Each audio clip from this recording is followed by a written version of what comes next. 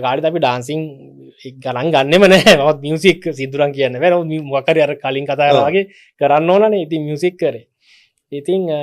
පස ඇතම ඩාන්සින්ම ගෙන ගන්න ගේත් මේ මගේ ජොබ් එකට එකැන මෙහෙම ගමනක් කියන්න ගිය නෙවෙයි අප මත්ත රසාාවටිගෙන ගන්න ගිය නිසා ඉතින් ඒක කොහමරිති මට සාර්ථ ගමනක් වුණා සාර්ථක කරගත්තන ජීවිතය මේ නර්තනය තුළින් මොනවද මේ ජීවිතයට ලබාගත්ත දේවල් නර්තනය තුළින් ජීවිතයට නර්තනය තුළින් බාහිර මොනහරි දේවල් වෙන්ඩත් පුළුවන් මොනවද ඇචිවමන්ස් ලබමන්ස්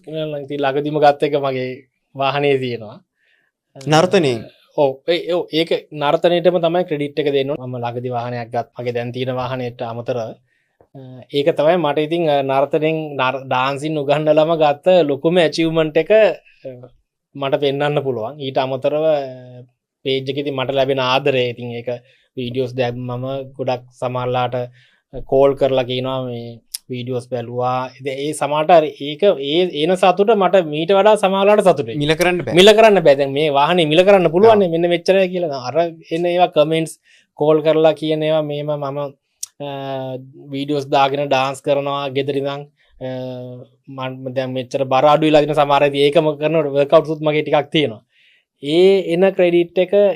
එන වර්ණනාව ඒක මාර වෙනත් ඒ සමට ඒම තමයි අප මෝටිවේට් කර ඉස්සරහට අරගෙන යන්න ආත්ම තෘප්තිය ඒවා මිල කරන්න බැරි දේවා